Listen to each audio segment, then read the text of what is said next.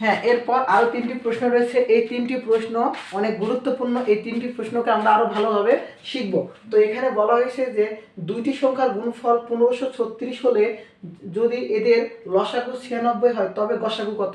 তবে এই টাইপের প্রশ্নগুলোকে আমরা সূত্রের মাধ্যমে মনে রাখবো। কি বললাম? সূত্রের মাধ্যমে।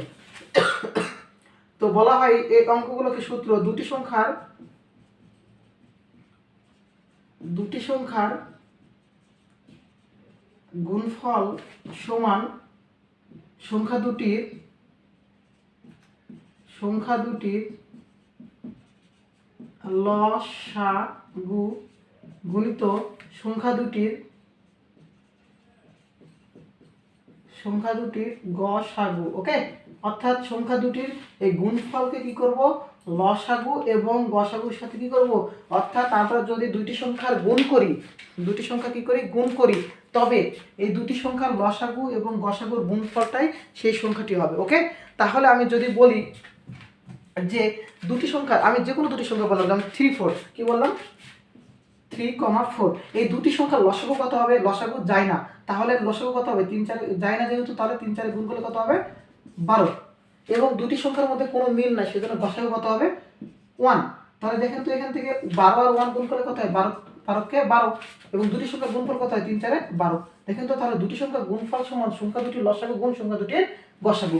মানে গুণফলটাই হচ্ছে দুটি সংখ্যার লসাগু এবং গসাগুর গুণফল। ওকে, তাহলে এটা আমাদের মেন শর্ত। তাহলে আমরা এই অঙ্কটাকে সেম ভাবে করব। যে প্রশ্নটা চাইবে, এখানে যেমন গসাগু চেয়েছে, তাহলে আমরা কি করব? গুণফল থেকে লসাগু বাদ দেবো। যদি লসাগু চাই, কি করব? এই গুণফল থেকে গসাগু বাদ দেবো। ওকে, আর গুণফল যদি চাই তাহলে কি করবো? লসাগু আর গসাগুকে গুণ করে। ক্লিয়ার? তাহলে এখানে আমরা কি করব? গসাগু বের করব। তাহলে গসাগু সমান কি হবে?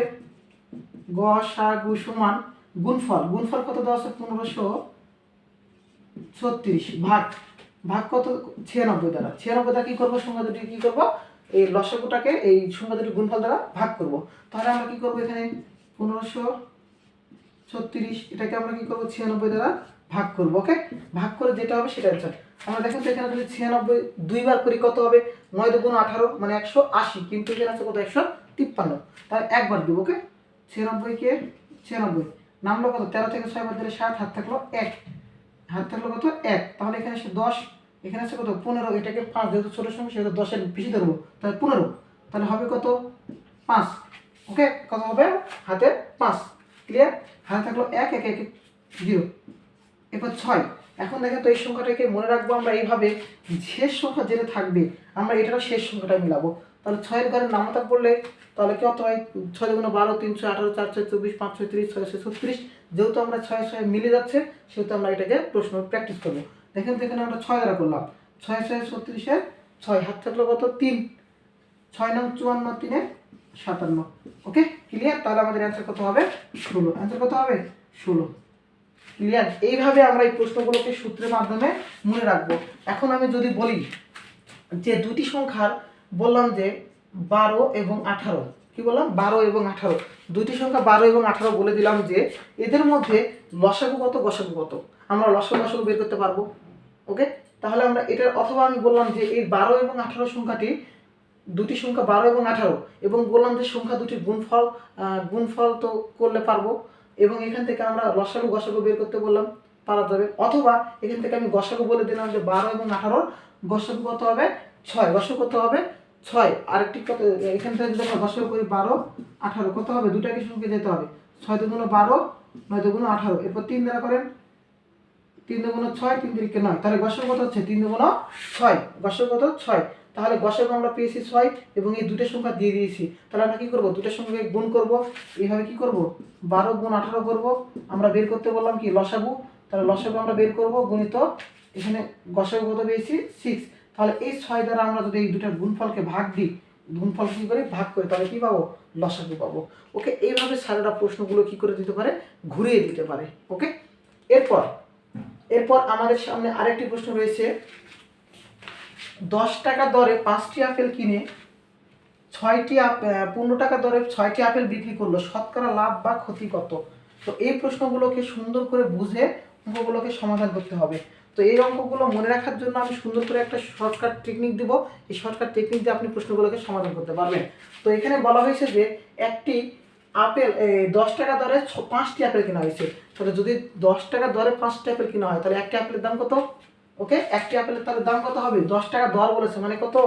অবশ্যই 10 টাকা করে। ওকে, তাহলে এখানে রাখবেন যে বাম পাশে রাখবেন টাকা, আর এই পাশে রাখবেন যে ফলটার কথা বলেছে, যেমন আপেল বলা হয়েছে, তাহলে আমি কি করলাম? আপেল লিখলাম। ওকে, টাকার আপেল লিখলাম। তাহলে এখানে 10 টাকা দরে, তাহলে টাকার জায়গায় 10 লেখেন, আপেল কিনেছে কয়টি? 5টি। সেমভাবে এখানে বিক্রয় করেছে, দেখেন তো 15 টাকা দরে কয়টি বিক্রয় করেছেন? 6টি। ওকে, এরপর আপনি কি করবেন? এই টাকা এর ক্রস গুণন করবেন। কি করবেন? ক্রস গুণন করবেন। ওকে, তাহলে এই ক্রস গুণন করে এটা কি করেছে? বিক্রি করেছে। তাহলে 15 সাথে যেটা গুণ করবেন সেটা হবে বিক্রি। কি বললাম? বিক্রি। আর যেটা এটা গুণ করে যেটা পাবেন সেটা হচ্ছে ক্রয়। কি বললাম? সেটা ক্রয়। ওকে, তাহলে বিক্রি কত টাকা করেছে দেখেন তো? 5 15 75, আর বিক্রি করেছে 6 10 60। তাহলে যদি ক্রয় করে 60 টাকা দিয়ে এবং বিক্রয় করে 75 টাকা দিয়ে, তাহলে এখানে লাভ হয় না ক্ষতি হয়? লাভ না ক্ষতি? যদি ক্রয় মূল্যের থেকে বিক্রয় মূল্য বেশি হয় তাহলে অবশ্যই লাভ হয়, এবং বিক্রয় মূল্যের থেকে যদি ক্রয় মূল্য কম হয় অবশ্যই কি হবে? ক্ষতি হবে। তাহলে এখানে লাভ কত টাকা হয়েছে? 15 টাকা। লাভ কত টাকা হয়েছে? 15 টাকা। তাহলে এখানে লিখবেন কি? তাহলে এখানে আমাদের ক্রয় মূল্য কত হয়েছিল? 60। তাহলে ক্রয় মূল্য 60 টাকা হলে, অথবা লিখবেন 60 টাকায় লাভ হয়। ক্রয় মূল্য 60 টাকা হলে লাভ হয় এত টাকা, এটা লিখতে পারবেন, অথবা 60 টাকায় লাভ হয় 15 টাকা।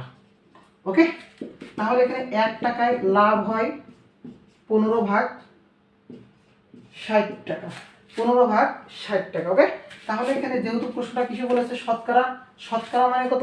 100। শতকরা মানে 100। ওকে, 100 টাকায় লাভ হয় 15 গুণিত 100 ভাগ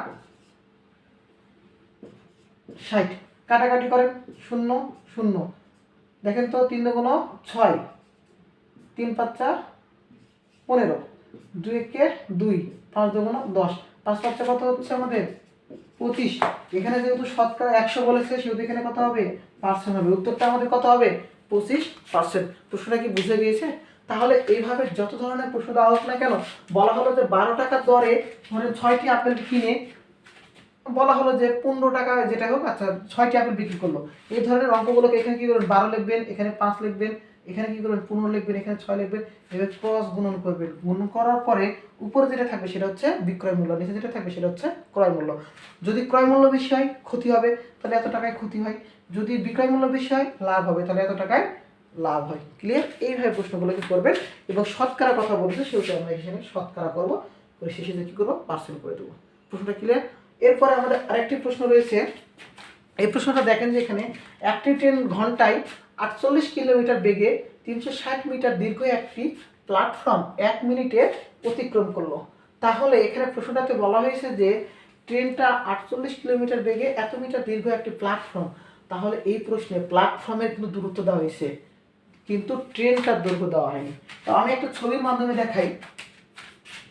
মনে করলাম যেটা একটা রাজশাহী রেলওয়ে স্টেশন।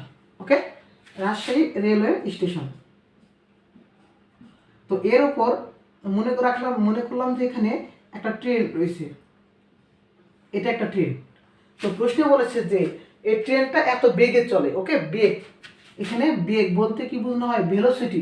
ওকে, বেগটা কত বলেছে? 48 কিলোমিটার, কিন্তু এটা কি সে ঘন্টায়, সেজন্য কি করব? পার ঘন্টা লিখলাম। ওকে, 48 কিলোমিটার পার ঘন্টা। ক্লিয়ার?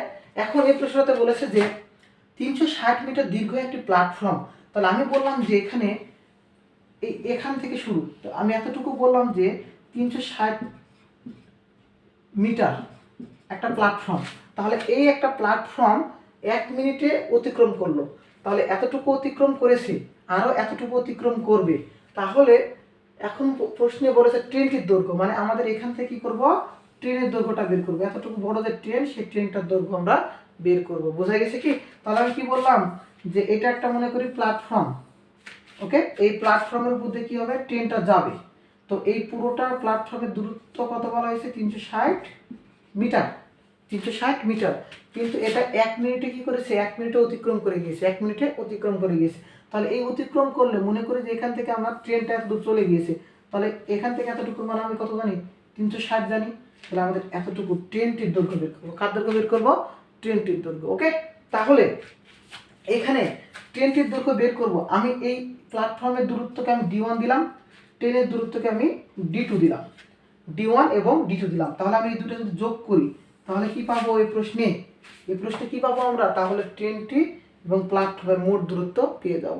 ওকে, আমরা বিজ্ঞানে একটা সূত্র শিখেছি যে S = VT, S = VT, এটাকে বলা হয় দূরত্বের সূত্র। ওকে, তাহলে এখানে এটাকে বলা, S কে বলা হয় দূরত্ব, কি বলা হয়? দূরত্ব সমান বেগ গুণিত সময়। তাহলে এখানে দূরত্ব = বেগ গুণিত সময়। এখন প্রশ্নে এখানে দূরত্ব বলতে আমি কি বললাম? D1 যোগ D2, D1 যোগ D2। তাহলে D1 যোগ D2 সমান বেগ গুণিত সময়। তাহলে এখানে বেগ কত? 48 কিলোমিটার/আওয়ার গুণিত সময়, সময়টা হচ্ছে 1 মিনিট, 1 মিনিট। ওকে, তাহলে আমি 48 লিখলাম, কিলোমিটারকে মিটার করব, 1000, 1000 কি 1 কিলোমিটার সমান 1000 মিটার। তাহলে কিলোমিটার করলে কি হবে? 1000 দ্বারা গুণ করব। আর এখানে আওয়ার মানে ঘন্টা, আমরা কিসে উত্তর করব? মিনিটে। তাহলে 1 ঘন্টা সমান কত মিনিট? 60 মিনিট। তাহলে আওয়ারকে করলে কত হবে? 60 মিনিট গুণিত 1 মিনিট। ওকে, তাহলে এখানে আমরা কি করব? কাটাকাটি করব। 6 কে 6, 6 × 48, তাহলে কত হচ্ছে এখান থেকে? 8 কে 8 আর ডাবল শূন্য, কত হলো? 800, 800 মিটার। কত হলো? 800 মিটার। ওকে, D1 যোগ D2 বা, তাহলে এখানে প্রশ্ন বলেছে D1 + D2, তাহলে সমান 800 মিটার। তাহলে এই প্রশ্নে আমার দরকার কার মান? ট্রেনটির দৈর্ঘ্য। কার দরকার দৈর্ঘ্য প্রয়োজন? ট্রেনটি। তাহলে D2 এর মান বের করবো। কি করব? 800 বিয়োগ এই D1টার পাশে পার করলে কি হবে? -D1। তাহলে এখান থেকে 800 বিয়োগ D1 এর মান কত ছিল? 360 মিটার। কত মিটার? 360। তাহলে 360 আমরা 800 টাকা বাদ দিলে সেটা অ্যান্সার হবে। কত হবে? 440, 440 মিটার। ট্রেনটির দৈর্ঘ্য কত ছিল? 440 মিটার এবং প্ল্যাটফর্মের দৈর্ঘ্য কত ছিল? 360 মিটার। ক্লিয়ার? প্রশ্নটা আশা করি বোঝা গেছে। সকলকে ধন্যবাদ।